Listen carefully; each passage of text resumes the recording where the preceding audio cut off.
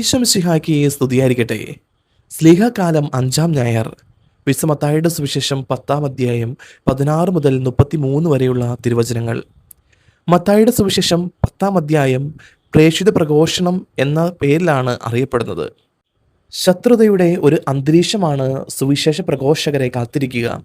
ശക്തരും അക്രമ സ്വഭാവമുള്ളവരുമായ എതിരാളിയുടെ മുമ്പിൽ വിവേകത്തോടും നിഷ്കളങ്കതയോടും കൂടെ വേണം വർത്തിക്കുവാനായിട്ട്. സാത്താനെ സർപ്പമായിട്ടാണ് ഉൽപ്പത്തിയുടെ പുസ്തകം 3-ാം അധ്യായം 14-15 തിരുവചനങ്ങൾ വിവരിക്കുക. ആദ്യ മാതാപിതാക്കളെ വഞ്ചിച്ച സർപ്പത്തെ ദൈവം ശിക്ഷിക്കുന്നുണ്ട്. ഇതേ സർപ്പത്തെക്കുറിച്ച് വെളിപാട് 12-ാം അധ്യായത്തിൽ പറയുന്നത് സർവ്വലോകത്തെയും വഞ്ചിക്കുന്ന സാത്താൻ എന്നും പിശാച് എന്ന് വിളിക്കപ്പെടുന്ന ആ പുരാതന സർപ്പമെന്നാണ്. വെളിപാടിൻ്റെ പുസ്തകം 12-ാം അധ്യായം 9-ാമത്തെ തിരുവചനം.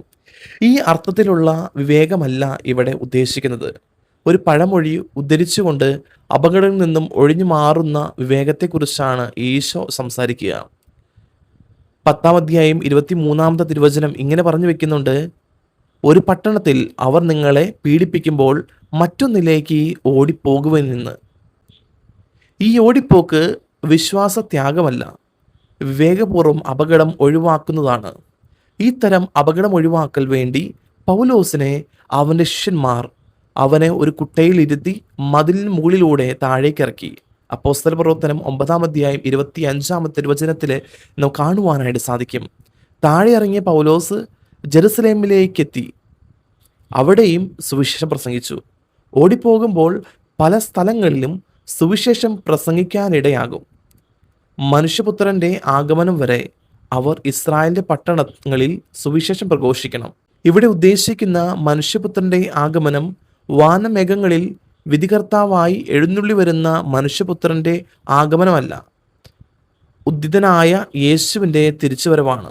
അവിടുന്ന് ഉദ്ധാനത്തിന് ശേഷം ശിഷ്യന്മാർക്ക് നൽകുന്ന ദൗത്യം ഇസ്രായേലിൻ്റെ നഗരങ്ങളിലെ ഉദ്ദേശിച്ച് മാത്രമല്ല, മറിച്ച് എല്ലാ ജനതകളിലേക്കും വ്യാപിപ്പിക്കുവാനുള്ളതായിട്ടാണ് ഇവിടെ പറഞ്ഞു വയ്ക്കുക. താൻ അയക്കുന്ന ശിഷ്യഗണം പച്ചയായ മനുഷ്യരാണെന്നും അവർ കടന്നു ചെല്ലേണ്ട ലോകം പീഡനങ്ങളുടെയും നിന്ദനങ്ങളുടെയും അവിശ്വാസത്തിൻ്റെയും ഇടങ്ങളാണെന്ന് ഈശോയ്ക്ക് അറിയാമായിരുന്നു. അതിനാലാണ് ചെന്നായ്ക്കളുടെ ഇടയിലേക്ക് ചെമ്പരിയാടുകൾ എന്ന പോലെ ഞാൻ നിങ്ങളെ അയക്കുന്നുവെന്ന് ഈശോ ശിഷ്യന്മാരോട് പറയുന്നത്. ക്രിസ്തുവിൻ്റെ സ്നേഹത്തിൻ്റെ വചനവുമായി നാം കടന്നു ചെല്ലുമ്പോൾ നമ്മെ കാത്തിരിക്കുന്നത് ക്രൂരതയുടെ ചില മുഖങ്ങളാണെന്ന് ഈശോ ഇവിടെ വ്യക്തമാക്കുന്നുണ്ട്. അവർക്ക് മുമ്പിൽ നാം കൊല ചെയ്യപ്പെട്ടേക്കാം, രക്തം ചിന്തി മരിച്ചേക്കാം, ക്രൂരമായ പീഡനങ്ങൾ ഏറ്റുവാങ്ങിയേക്കാം. അപ്പോഴൊക്കെ മനസ്സിലാക്കേണ്ടത് നിങ്ങളെ അയച്ചവൻ്റെ ഹിതമാണ്.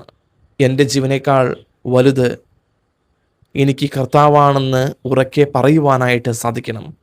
ക്രിസ്തുവിൻ്റെ സുവിശേഷവുമായി പാവങ്ങളുടെ ഇടയിലേക്ക് ഇറങ്ങി വരുന്ന ഫാദർ അരുൾദാസും സിസ്റ്റർ റാണി മരിയുമൊക്കെ ദൈവഹിതം നിറവേറ്റി രക്തസാക്ഷിത മകുടം ചൂടിയവരാണ്. നിങ്ങളുടെ തലയിലെ ഓരോ മുടിയിഴയും എണ്ണപ്പെട്ടിരിക്കുന്നു, അതിനാൽ ഭയപ്പെടേണ്ട, നിങ്ങൾ അനേകം കുരുവിയേക്കാൾ വിലയുള്ളവരാണ് എന്ന തിരുവചനമാണ് പ്രതിസന്ധി ഘട്ടങ്ങളിൽ പോലും ക്രിസ്തുവിന് സാക്ഷ്യം നൽകാൻ അവർക്ക് പ്രചോദനമേകിയത്. മനുഷ്യരുടെ മുമ്പിൽ ക്രിസ്തുനാമം അവർ ഏറ്റുപറഞ്ഞപ്പോൾ സ്വർഗസ്ഥനായ പിതാവിൻ്റെ മുമ്പിൽ അവരുടെ നാമവും ഏറ്റുപറയപ്പെട്ടു. മാമോദീസ സ്വീകരിച്ച നമ്മുടെയൊക്കെ ജീവിതത്തിൽ നമ്മളും ചെയ്യേണ്ട ഒരു കർത്തവ്യമാണ് ക്രിസ്തുവിനെ പ്രഘോഷിക്കുക എന്നുള്ളത്. സുവിശേഷം പ്രഘോഷിക്കാൻ ലോകം മുഴുവൻ ചുറ്റി സഞ്ചരിക്കണമെന്നില്ല. നാം ആയിരിക്കുന്ന ഇടങ്ങളിൽ ക്രൈസ്തവ മൂല്യങ്ങളിൽ അടിയുറച്ച് ജീവിക്കുമ്പോൾ അത് സുവിശേഷ പ്രഘോഷണമായി മാറും.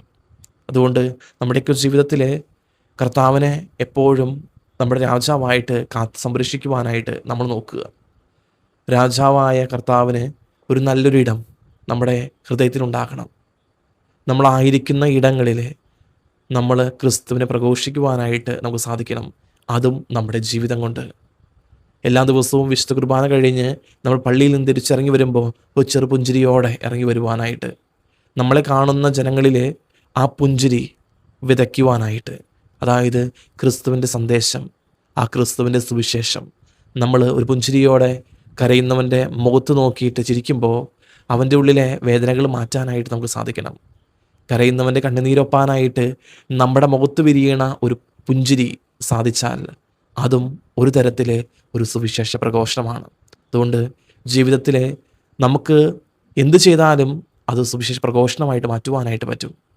എല്ലാ ദിവസവും ബൈബിളെടുത്ത് ഒട്ടനവധി സ്ഥലങ്ങളിലേക്ക് പ്രഘോഷിക്കാൻ പോകുന്നത് മാത്രമല്ല, മറിച്ച് നമ്മളായിരിക്കുന്ന സ്ഥലങ്ങളിൽ നമ്മൾ മുഖത്ത് വിരിക്കുന്ന ഒരു പുഞ്ചിരിയായാലും നമ്മൾ ചെയ്യുന്ന ഒരു ചെറിയ സഹായമായാലും അതും എപ്പോഴും ഒരു തരത്തിൽ അല്ലെങ്കിൽ വേറൊരു തരത്തിൽ സുവിശേഷ പ്രഘോഷമാണ്. കാരണം കരയുന്നവൻ്റെയും ബുദ്ധിമുട്ട് അനുഭവിക്കുന്നവൻ്റെയും രോഗികളുടെയും എല്ലാവരുടെയും ഇടയിൽ ഇറങ്ങിച്ചെന്ന് അവർക്ക് വേണ്ടി ശുശ്രൂഷ ചെയ്തവൻ്റെ ജീവിതമാണ് നമ്മൾ ജീവിതത്തിലൂടെ കാണിച്ചു കൊടുക്കുന്നത്.